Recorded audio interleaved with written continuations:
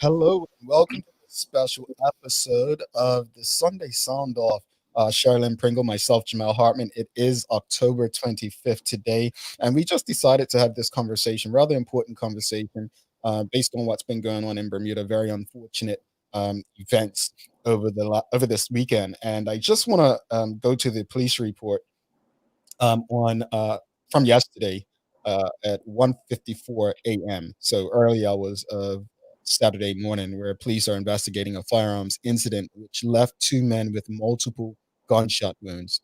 The incident occurred in the Pembroke Park lane of Pembroke Parish at around 9:15 p.m. on Friday, October 23rd. Police received reports of several gunshots at a nearby residence, and upon arrival, officers found the two victims, one of whom was transported to King Edward Memorial Hospital in a vehicle, the other via ambulance. Uh, Detective Inspector Kenton Trutt of the Serious Crime Unit appealed for calm as he urged anyone with information on the latest shooting to contact police.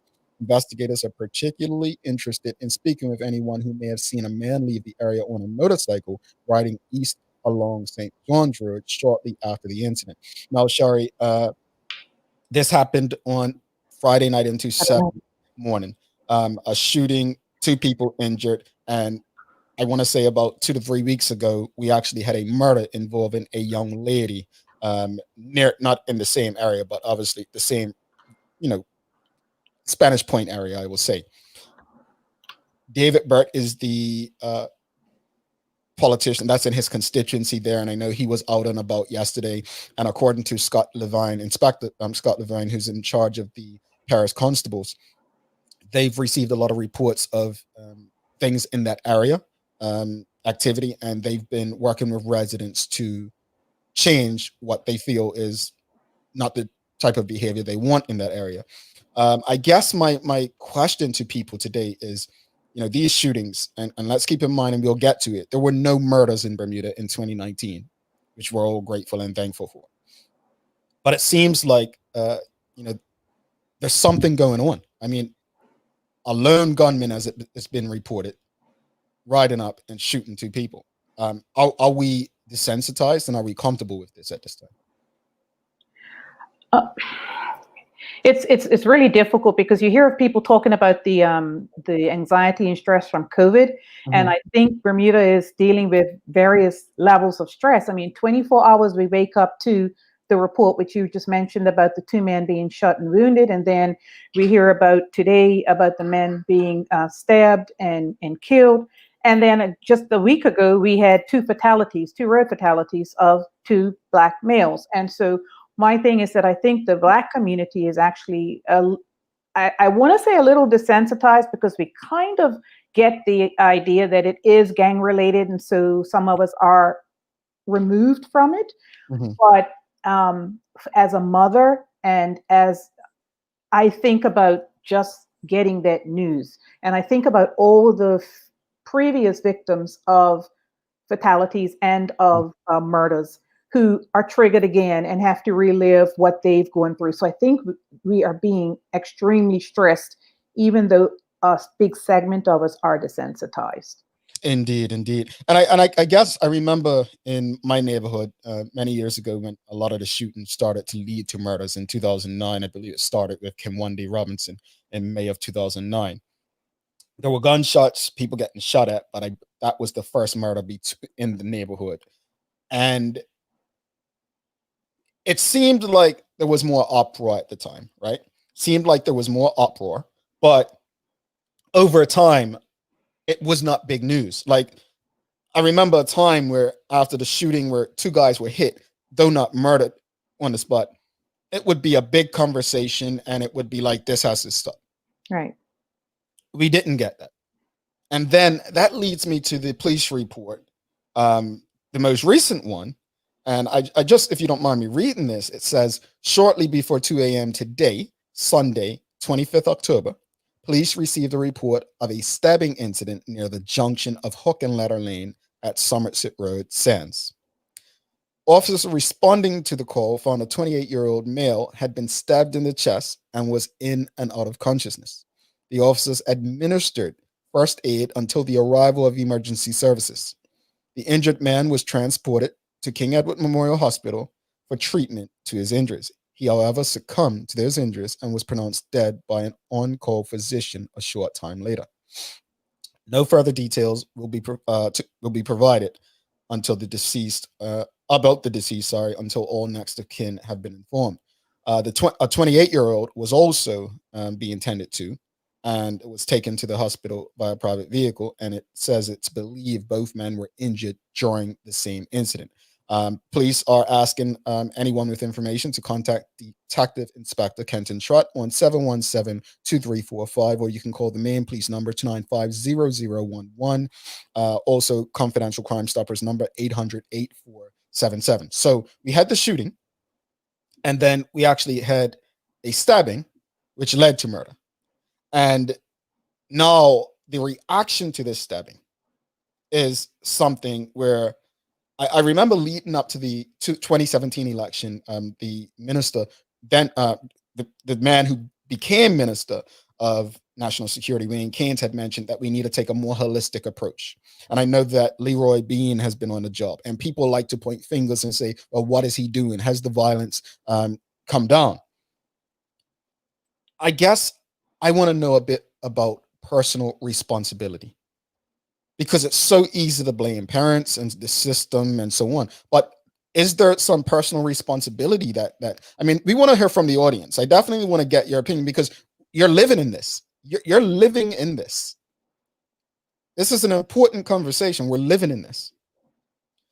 What is it that we need to do? What does the holistic approach look like to curb this violence? Because I remember when those shootings were happening, and people, when they started, it weren't just up 42 or Court Street, and it started to go in other neighborhoods, and people would say, oh, it's getting too close to home. That used to annoy me. It used to annoy me because Bermuda is so small. Bermuda's the size of some neighborhoods. It's literally the size of some small towns, smaller. What I'd say, and it may be the same as for a lot of other people, is that one of the stabbing victims is a relative, Mhm. a second or third cousin, actually. And I felt a little guilty because I actually said to myself, okay, now it's actually on my doorstep, Mhm. but is it really? Because he runs in different circles than I do and my child does. But do we have to actually wait for it to be in our kitchen, in our front door to actually? I remember being part of groups that formed during the murders up at the 42 and other places, and we got together. We had all these ideas and plans, and then everything fizzles out, and then it's like rinse and repeat. I Mhm. haven't heard of any group really getting together like back then. We even attended the funeral of one of the victim, and it was surreal to me because it wasn't, it's not how I've grown up. It's not how anybody that I associate with grows up.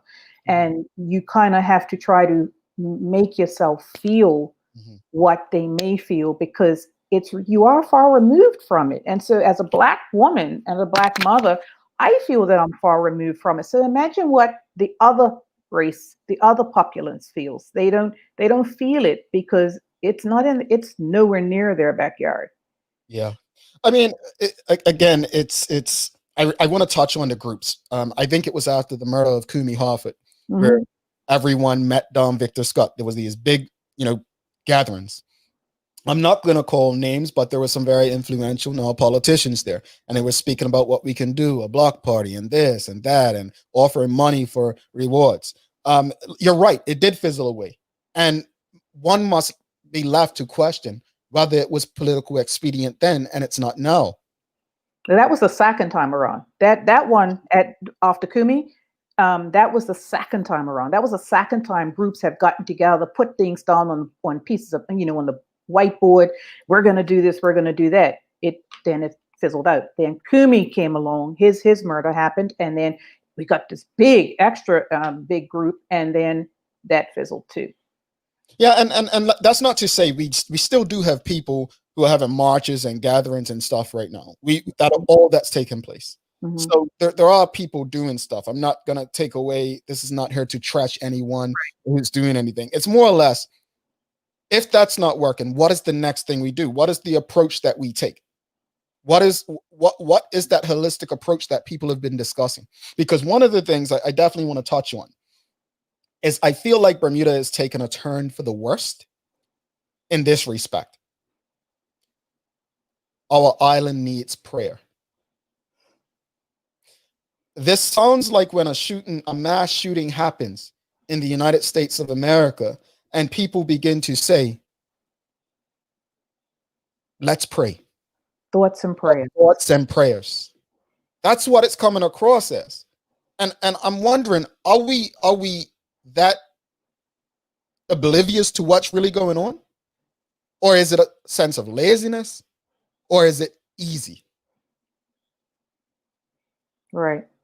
Because thoughts and prayers hasn't done much to benefit the United States of America. And I don't think Bermuda really wants to get in that space. I don't. I think when you consider how many churches per capita we have, and that in the Ten Commandments is "Thou shalt not kill," something's being missed in translation. And so, we always say start at the lower ends. Well, I learned my Ten Commandments in Sunday school, so I was little. I stick by those. I may not be a Christian, and I may not go to church, but I stick by those basic rules. Mm-hmm.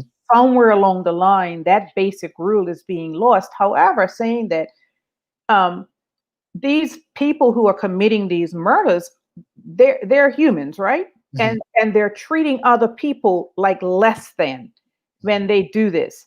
But then I have opportunity to work with some of these people who have then been incarcerated because of their crime. Mm-hmm. And what's the first thing they want? They want to be treated like humans. Mm-hmm. And so there's some disconnect going on out here, which I don't think thoughts and prayers are going to work. There is definitely something that is happening that they can control, because if you can control yourself not treating someone like a human, and then you want to be treated like a human, you can control how you act and how you feel. So we have to figure out what that is. So what is so important that you will leave home Mm-hmm. with the intent to murder somebody? Who does that? Well, let's go to 2019. Let's go to Yeah. 2019. In 2019, it was the first time in over 20 years that no homicides were recorded in Bermuda. Not one, right? And we can give credit to the government, we can give credit to the police, or we can just say, you know what? It's not for a lack of trying. Mm-hmm. But whatever it was, I mean, we shouldn't have let our guard down, and we shouldn't have acted like the situation went away. And I think there may have been some in the community that may have felt like, it's over. I remember arguing when the shooting murders especially went down in 2012. The One Bermuda Alliance was the government. And they started to say the shootings have gone down. And then you had people quick on social media that would respond, and they would say, well, I mean, of course, there's going to be less shootings if there's less people to shoot and less people to do the shooting, right? Because you had more of guys that were in prison or deceased or moving to the UK. That was the logistics. I think when having these discussions, we have to take all of that into consideration. We have to, because I think when you report of 2019 no murders, I don't think it necessarily shows a clear picture. I don't necessarily think it shows a truth, because most of these murders are done by opportunists, people who see an opportunity. Maybe great policing, they didn't see the opportunity to do so, or you know what, they weren't angry enough last year. But think about what's happened. There's been COVID. With COVID, there's been more rules in place for a certain period. People are losing jobs. I mean, you think of 700 jobs lost at one place. Mm-hmm. You don't know how that's impacting people. You don't know who may have been working there and helping someone. So it's so many things to it as we look at the 2019 stats and we ask the question, did we take our foot off the gas as a community? Not the police or government, but as the community, did we think, maybe we're in the clear? So in 2018, we had 3, and then in 2019, we had 0. Hmm. But now in 2020, we have, what is it? Don't even know how many there have been. I know the first one was in March with Mr. Fox. Yep. Has there been another one other than Garena since then? Oh, that's shooting. Yes, we've had, I mean, I think they were reporting Shooting and stabbings, yeah. Then we had the young man at the gas station, the young white gentleman, Hmm. right? Right. Those are Uh, stabbings. Okay. So the yeah. stabbings are on the increase, the shootings are on the decrease. But this is still from going from 3 in 2018. But when we look back and we go further back, we're like, what happened? Because like 2016, there were 14. Hmm. And then in 2017, there were 9, 2018, 3, 2019, 0. And so we get to 0, like you said, have we taken our foot off the gas, or is it just because now we're coming out of COVID, people's movements are now more fluid, and we just have to figure out what in like 2019 caused it to just stop. Right. But or did it stop? Was it injuries? Was it other things other than shooting? Well, I think that's where you delve into the stats, and you Hmm. keep in mind, reading an article about crime in Bermuda recently, and there's this thing where people think a lot of crimes are not reported and recorded to protect Bermuda's image. I'm not necessarily sure that's true. I mean, that was an article, but again, we must keep in mind that with murder, I'm pretty sure it's going to be reported and recorded in Bermuda. I'm pretty sure it'll all be reported and recorded. Other crimes, not necessarily. I mean, you don't know. I mean, you have people that would say there were gunshots in my neighborhood, but there was no report about it. Mm. And then maybe a week later, you may see the report about it. Are those gunshots just discharging a weapon, or are they aiming at someone? So it's so much to it. But let's talk about the root of the problem, like what the root is.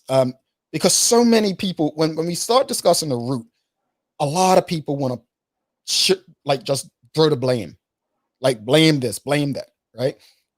Whether it's the government, like the system, or education, or parents, it's always the blame. But I don't think we, as individuals and collectively, look within to see what did we contribute, or what have we not done to try to help bring peace in our community.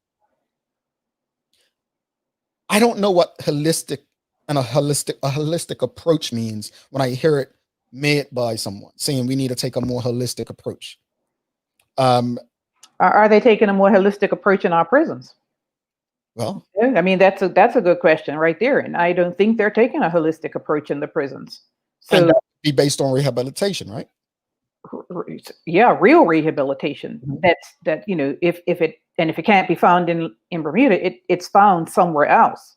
Mhm. Or are the conditions being made more holistic, so that when someone offends and then they get out, that they realize, they understand what they did wrong, and then they can go on to help others not to make this mistake. Are they utilizing the people in prison to send the message to say, hey, you guys, this is not worth it, don't Mhm. do it? Are they using them? Mhm. Terry says our prisons should be focused on rehabilitation. Um, I thought that was the role of prisoner, one of the key roles at least. But I mean, I'm not in that space, so I honestly can't speak to it. But one would hope that that is going on, rehabilitation. Terry also says offenders should have the opportunity to re-enter society. I agree. At some point they all will. They may be 20 or 30 years older Hmm. than they were when they went in, and the world would look different. But what the prisons have to do is to help them in that little space that they're in, recreate what's going on outside so they aren't out there and like, oh my goodness, I want to go back home. I want to go back to where I was. So I'm going to reoffend so I can go back because that's where I felt comfortable. 20 years, 20 years in prison or 15 or so, that's a long time. Yeah, To not have your environment mirror what you are expected to go back into, and that's something that's really has to be done in the prisons to make sure that these gentlemen and the few women that are there are ready for this, and they don't feel the need to reoffend because they come out and there's nothing there. indeed. Carlos says, have they been in training? Who is she referring to? She's referring to why we had zero in 2019 and why now we're showing up. Because from the statistics from 2016 to 2018, there was quite some activity. But now in 2019, where did they go?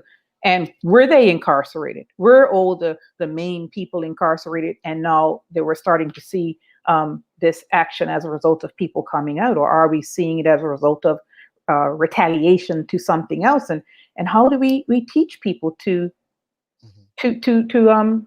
show their anger in different ways? I mean, it's okay to be angry, and it's okay to feel that you've been hurt or put upon, but murder? I mean, really, the only person, in my opinion, that has the right to take somebody's life is the person that brought them into the world, and that's your mother or your father. Other than that, you have no say. You have no say in taking someone else's life. And we have to get that across to people. Don't take that for gospel, folks. If you get mad at your children, please don't go out there and kill them. You will be charged with murder if you do that to your I know, children. but you heard your mama say it, right? You heard your mama say it, and and I heard my mom say it, and as a mother now, I'm like, you don't have the right to do anything to my daughter like that. You can go upside her head or something like that, but you cannot murder my child. I brought her in here. I'm the only one that can take her out, and that's my opinion. Patricia Ferguson says, we aren't equipped to rehabilitate in Bermuda. Um, Terry says they probably feel culture shock when they re-enter society after they serve their sentences. I want to touch on some of the solutions. Obviously, rehabilitation has been spoken on. Um, Solutions to the violence in our community, and I know what I felt previously was that these shootings and this violence would continue if we don't begin to see people convicted. And so it did. And when you have people that have seen people that they know go through life, like commit crimes, know they've committed it, and they're still out and living a jolly old life, they start to think that, well, they did it, I can do it, right? Maybe that's a part, but that's going to take the community. That's going to take the community to end that. Like if you know someone has done something, I think Carla might have said it. Carla might have said it. Oldest one, if you know someone has murdered somebody, if you know someone has committed a heinous act, aren't you a little like, hold on, this person's done this to somebody else. How I know they won't get mad and do it to me? Does that never cross your mind? Mm-hmm. Does that never ever cross your mind to say, if they're dangerous to the point that they have taken someone's life and don't even care, like live their life like nothing, shouldn't that raise an eyebrow? It should. But does it? But does it? And so I think we're treading the wrong way in Bermuda right now. We're treading the wrong way. But Mhm. what I don't want us to do is I don't want us to what seems desensitized. I don't want us to become those people, and I don't want us to uh, act as if, well, let them kill each other, whatever, because that attitude is going to bring it very close to your doorstep. Mhm. We all have a role to play in this. And part of that role is to, I like what Inspector Scott Devine said, working with the people in the constituency in the area to, get rid of these problems, right? Like we need to know from the individuals, are there not enough jobs for you? Are there not enough activities for you? Like, what do you need so that we can make this community safer for the people you love? Not you. If you don't care about your life, okay, but I'm sure you care about the people around you. What can we do? And I think that's what a lot of people are asking, especially those who it isn't on their doorstep and quite possibly won't ever show up on their doorstep.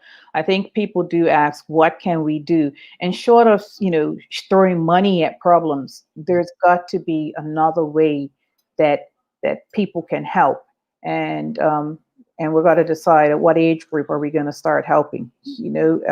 All the age groups need the help, but we have to somehow get it to the younger, the real young age group, so they never even start. They, Indeed. they never even consider doing anything that would, bring, and it does, it brings dishonor on your family.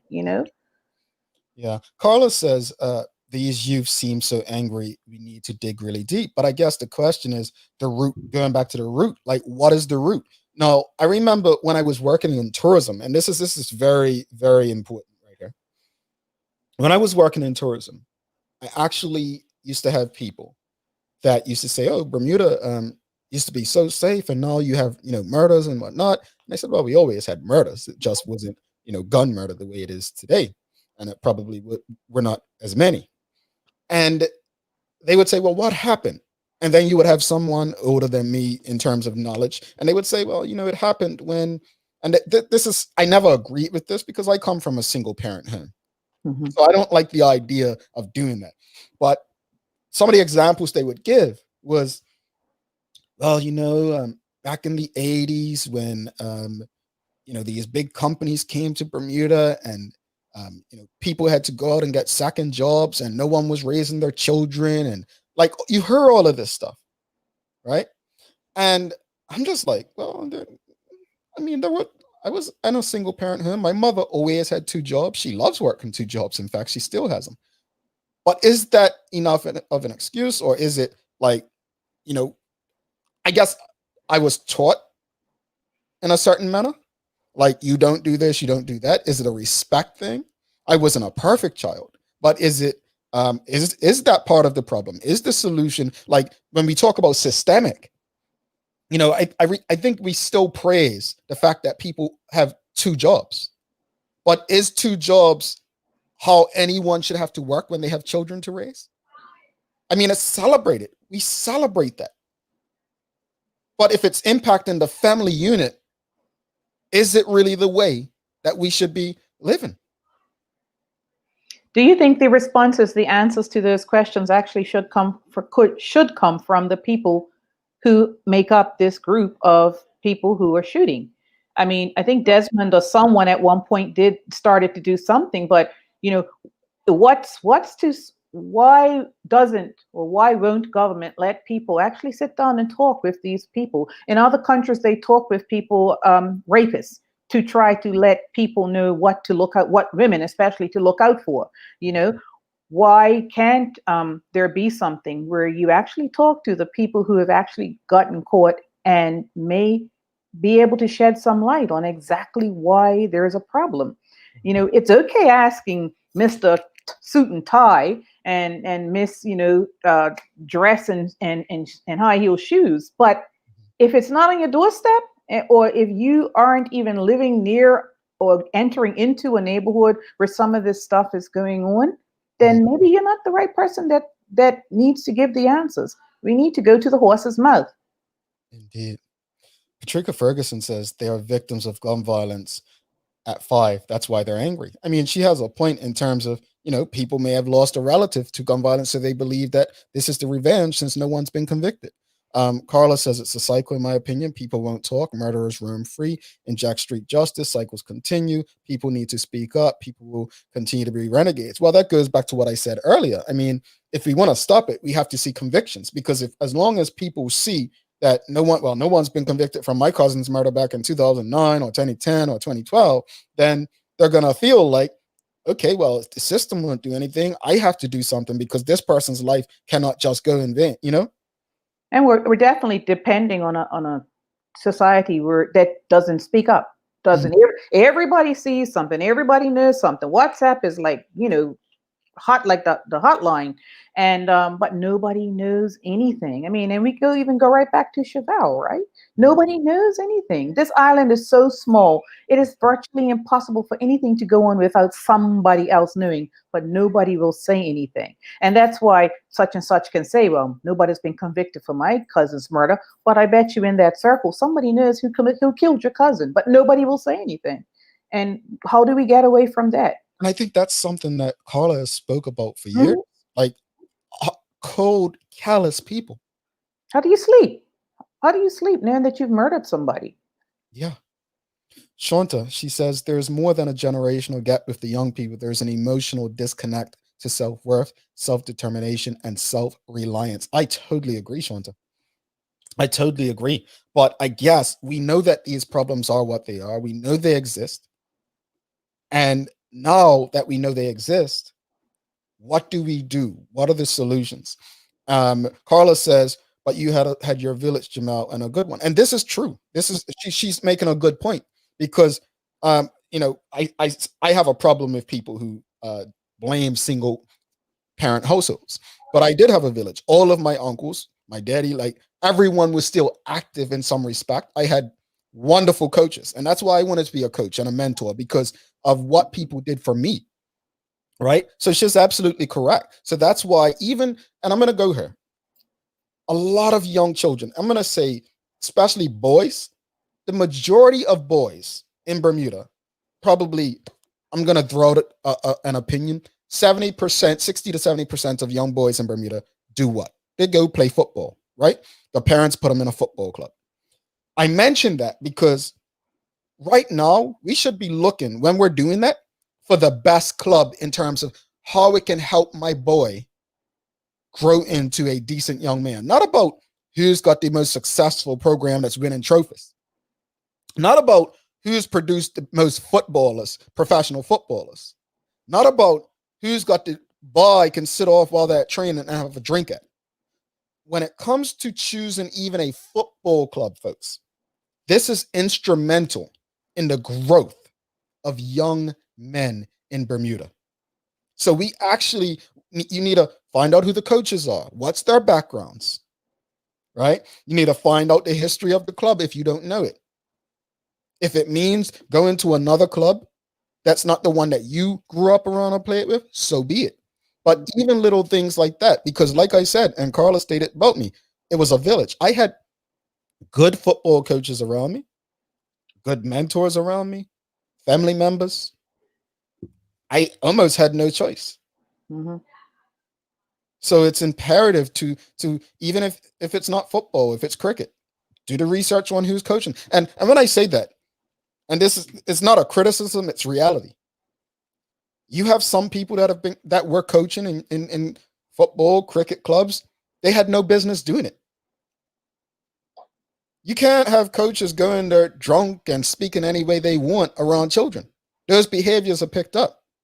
A coach is a mentor, it's a teacher. And so the behaviors are passed on. It's not just about the sport. So I encourage you, look at them. I mean, you have some great people. I'm not going to name names, but some great people who have developed some fine young men in Bermuda. All right.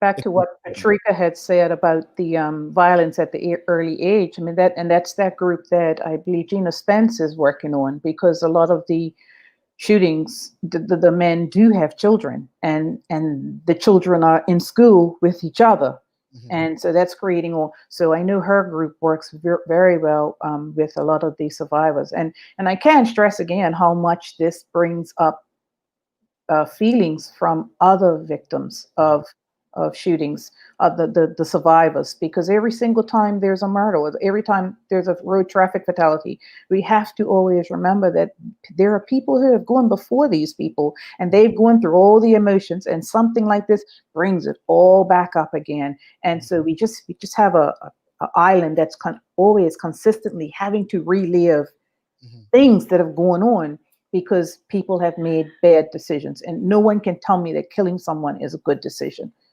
Not No absolutely one. not. I agree. Absolutely not.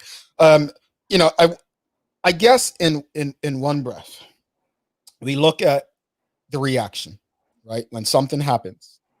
And it seems like over time in recent days, people have felt like, okay, well, what's happened? No, that's happened. Let's go back to Mr. Fox, who was murdered back in April or March. March. Has anyone been charged and taken before the courts? Then you go right to the Chevelle Dylan Burgess case. Then you go to the young man, I forget his name, who was murdered at the gas station.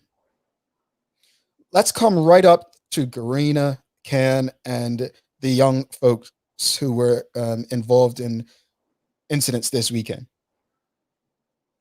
When we think of these incidents, there's a common theme. No one, to my knowledge, which is public knowledge, has been charged for these crimes. This is not and should not be allowed in a community that we love. You are not protecting your loved one. You are protecting a criminal and a very dangerous one if you know something and say nothing. It's that clear. Really is. I can't believe that we have this many murders on our books and nobody knows anything and nobody's saying anything. It's actually really scary. I mean, you know. You know what makes it scary, Shari?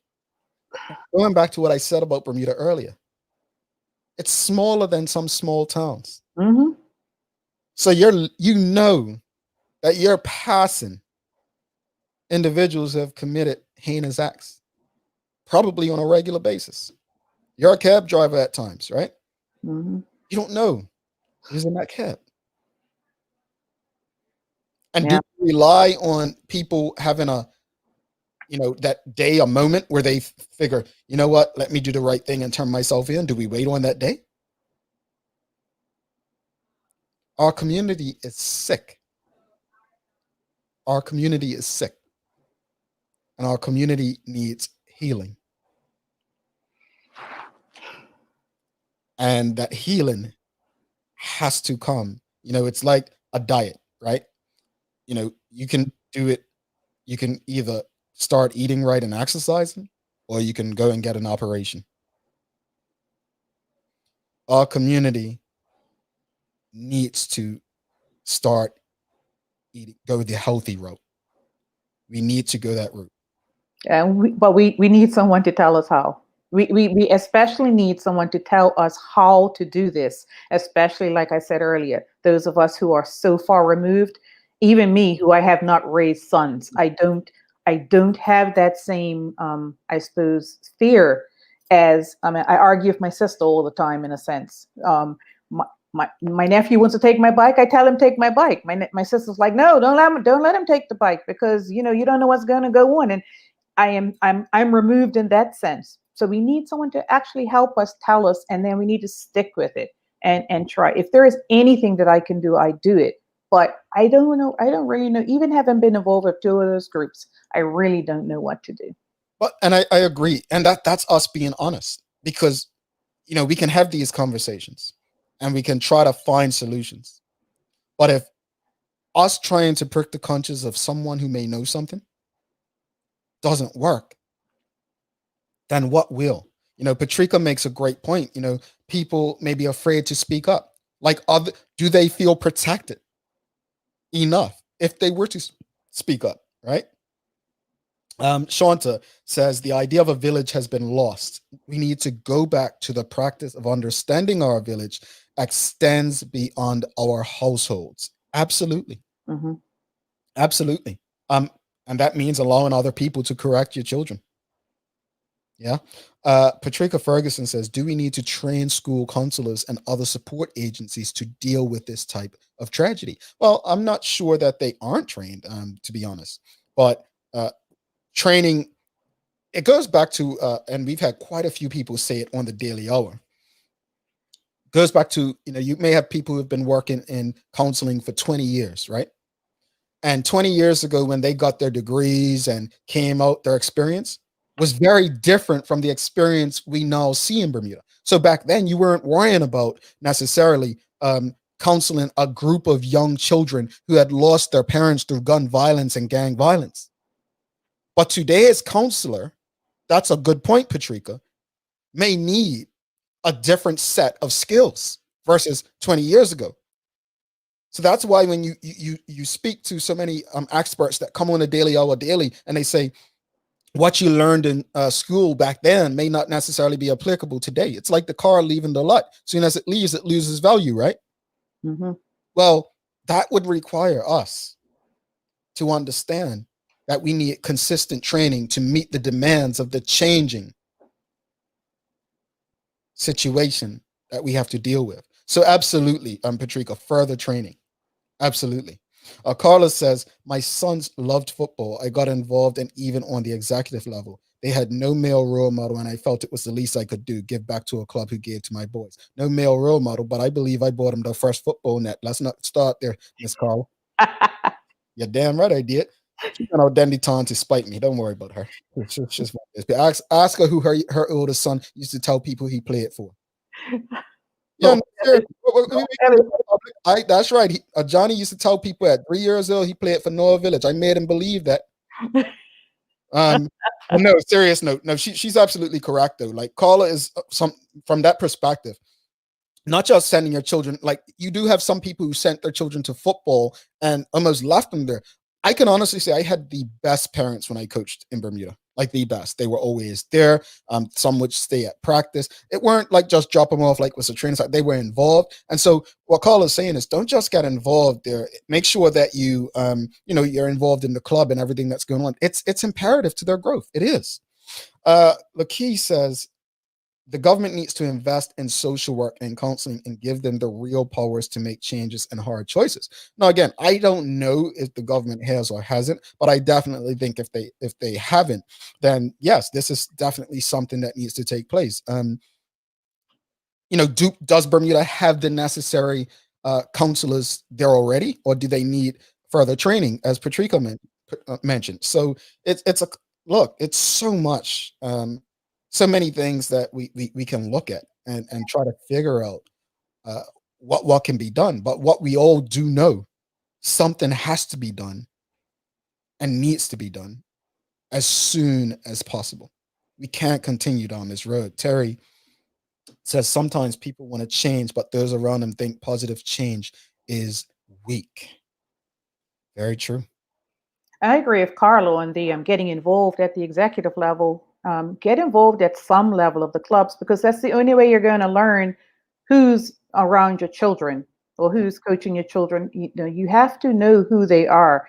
Also, make sure that your organizations are SCAR certified if they aren't yet, and but keep an eye out for who's around your children. Big brothers, big sisters will probably be a great person to have on to let us know on how to get some of these young males, these young boys, mentors, because I know they're really good at that too. But we have to stop them at that age. But then what happens when they're at that 20 something? How do we deal with that age? And Oh, it's interesting you mentioned mentors because we just have to touch on it since you mentioned that for young boys. There are people who say it's on the fathers. The fathers are not there. Well, let me be clear. I have a lot of close friends, guys that have children. I can say 99.999% of my friends who have children take care of their children. mm-hmm. I don't experience it like I don't see what other people speak of. No, I'm not saying that fathers are not there, and I'm not defending saying fathers are not to blame. But one of the things I encourage people to do as of late is when it comes to Instagram and social media, follow pages and organizations that can help you grow and improve yourself. And I always get these lessons. And one of the lessons, it always says, um, make sure you think hard about what you go and study. Make sure you think hard about who you keep in your circle. Make sure you think hard about who you have children with. I say that because it doesn't just start with the father not wanting to be there. It's understanding the characters that we're involved with. Right. So we have to understand the characters long before we even decide to get with people. Then once you get with people, understanding, is this person probably right to be there for my children and me? Um, that said, maybe there needs to be something in place to ensure that fathers understand that it's more to this than the activity that creates them. There has to be. Mhm. Because if we're talking about, I always say with charity, in a fair and just world, there'd be no need for charity. While in a responsible world, there'd probably be no need for male mentors for young boys. Now, there will be instances where, things may happen. You may lose a parent to something beyond their control. But in a responsible and fair world, there'd probably be no need for necessarily a mentor for a young boy because fathers would take the rightful place and they would understand that this is not about my relationship with the mother of the child. This is about my relationship with the child. It's about ensuring, I think my parents always said this to me. Our job is to make sure you do better than us. And then it goes on and goes on. So understanding that this is a deep one, folks. Like I said, it's the solutions. There are solutions there. We just have to figure out what they are and how to apply them. Yeah. The answers are in there. What do we do? But again, as I asked, what do we do? I mean, we're talking about the younger ones, but then what do we have a whole group that's in their 20s, hitting their 30s? Do we throw our hands up and say, "Oh well, let whatever's going to happen happen," and we deal with them at the Westgate end? Well, I've heard people say, and certain positions, I heard them say that, well, this is a lost generation. Let's focus on the next. I think that's a dangerous approach. Hmm. That's dangerous. It's not like these people are just going to go away. And, one of my close friends always told me, you can't give up on anybody as long as they have breath. Everyone has an opportunity to change and become a better person. So we've got to do better collectively. Hmm. We've got to do better. Lakey says, until the woman decides, sorry, until the woman decides to raise the bar on what they accept, then we will not see change. A mother needs to stop breastfeeding her sons at 20, 30 years old. I mean, that's deep. I mean, she's right. And when we say if you know something, say something, I think it goes back to what Lakay is saying. Those are some of the people that actually know something but won't say anything because they don't want to see their baby boy at age 25, incarcerated or something like that. But like you said, Jamel, you're harboring a criminal, somebody that's very dangerous. Yeah. Yeah. It's I don't like to have these conversations. And I want to give credit to Carla as well. I have to give credit to Carla because I say it all the time when we do Sons of Paradise, right? That we don't want to have these episodes. We don't want to do that show. We shouldn't have to. Hmm. But the reason that show exists is so that we can prick the conscience of people and let people understand the damage that happens is not to that person that you're killing. That's murder. They're gone. Biggie Smalls said it. There's no coming back from death. I don't wish that on nobody.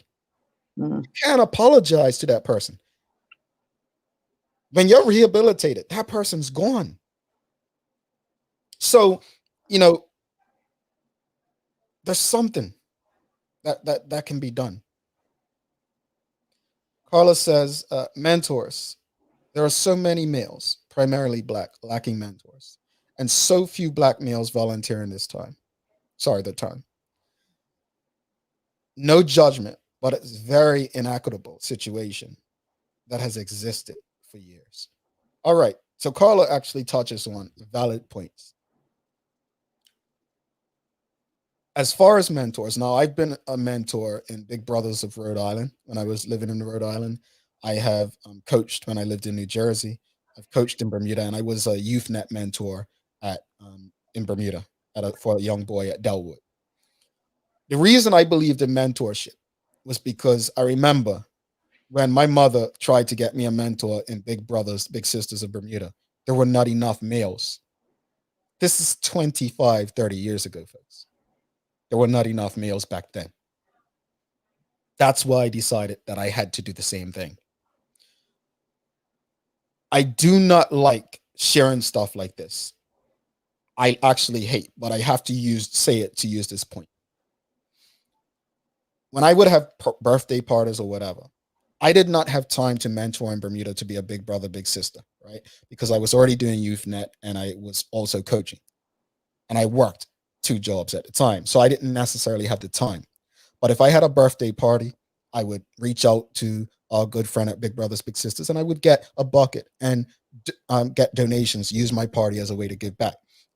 I don't like to share stuff like that, but I share it as a way that even if you can't contribute, sometimes there is something that you can do to help. And so, getting back to like even Carla mentioning, like she's talking about mentors, but Sons of Paradise. That's our contribution. That's what we feel we can give back, as well as having this conversation, impromptu conversation. But as far as the mentors go, I want to say that, again, in a just situation, there would be no need. In a responsible situation, there'd be no need. But because there's a need, we must step up. Mm-hmm. We must step up. And there are things that we can do. There are things we can do.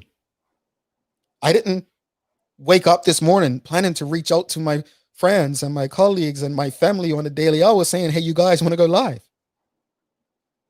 They're not obligated to do this. So I thank them for all wanting to do it. But we have that responsibility to our community. It really sets the tone, though, for your day when you wake up and that's the first thing you see, that there's been a murder, so it's like, oh my God, all over again, here we go. And then of course, like you said earlier, Jamal, the thoughts and prayers, it's like, seriously, we have to go a little bit deeper than that. Indeed. Absolutely. I appreciate, first off, everyone that's tuned in right now and commenting and having this conversation. It's really difficult to have these conversations. I know, we've been around so many situations, myself and Carla in particular, as far as our neighborhood. And I know, Shari, you've been in it, family as well. We've all lost family in this at this point, through violence. But I want to let people, just going back to the statistics of 2019. Here's the lesson that we can take from the no murders recorded in 2019. Don't take it for granted. Don't take your foot off the gas. We must continue the work to make our community a safer and better place. Don't let I always talk about numbers, right? Mm-hmm. And statistics. And I always challenge them. Because while we had, I think you said in 2018, 3, Shari? 2018, there were 3. 3. And then we had 0. Mm-hmm. Now 2020, despite what you would say is less opportunity because of the shutdown and COVID, we have more this year than in both 2019 and 2018. So this is why I want people, I tell people all the time, I'm not interested in numbers. I'm interested in value. What was done differently this year than 2019 and 2018? We need to dig deep. And we need to ask these questions of those responsible. Have certain people been released from prison? Have certain people returned to the island? Did something, did we lose money in the budget where we aren't able to place people here? Is there less counseling or services available? We need to ask ourselves these questions. And once we get those answers, I think we'll have a better idea of how to approach the situation. But we can't continue to approach it the way that we've been approaching it. It's not working. It's not working. There's a better way, and inside all of us. Sorry, any final words before we head out and get ready for the daily hour for the week? My final word is that this hurts my heart more, not because these people are not directly related to me, but every single time we hear about it, it's a blackmail. And every single time we hear about a road traffic fatality, which I am close to because I am the project manager for the campaign on A Piece of the Rock, it's a blackmail. We are losing our black men through gun violence and through road traffic fatalities. And there's got to be something that we can all do to get the curve to go down. And I'd love to see zero. We're not going to see zero this year on either road traffic fatalities or murders. I agree.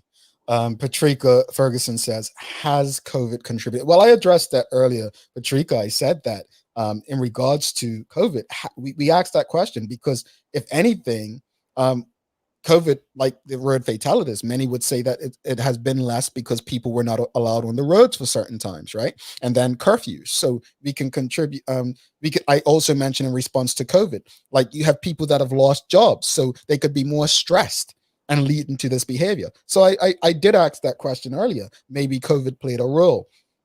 Carla says, I just don't understand how a mom and dad who can do better doesn't. The price is too heavy. She's right.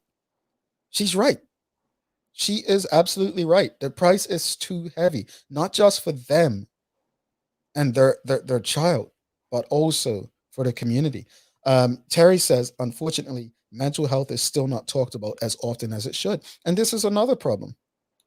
One of the things, and I want to close out on this as she mentions mental health, there are situations where children may be left to raise themselves because mental health in the household. Mm-hmm. There's a young man that we saw last year. It was a young lady that kept going missing, right? And now there's a young man that's always reported missing, always. And I'm always asking myself, what can we do to find out what this issue is? Why is there nothing going on to ensure that this doesn't happen? And that, is he in a safe space? Or those situations right there, we need to be asking the questions of the community. These don't happen overnight. So yes, mental health. When young people are going missing almost on a weekly basis, we need to ask questions. What is going on? And how do we fix what's going on? My friends, thank you for joining us for this impromptu conversation.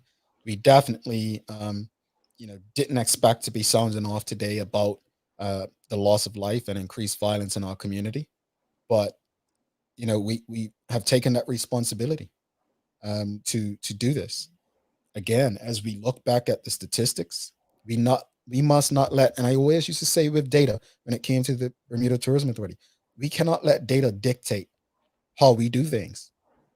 We have to use data to respond in a manner that's going to improve whatever we're trying to accomplish. So we have to get creative. If I saw that there were no murders, I'm immediately digging deep to see, okay, what did we do right? But what can we improve? Or was it something we did right? Or was it something on the other end? We need to ensure that we're doing the proper research and having a certain level of conversations to understand what we can do to make this right. Because I guarantee you, many people probably didn't even realize there were no recorded murders in Bermuda in 2019, especially now with this, what's happening in 2020. I think I speak for many people when I say we want a peaceful community. We want a better community and a safer community for the entire community. Until tomorrow, Sherilyn Pringle, I'm Jamel Hartman.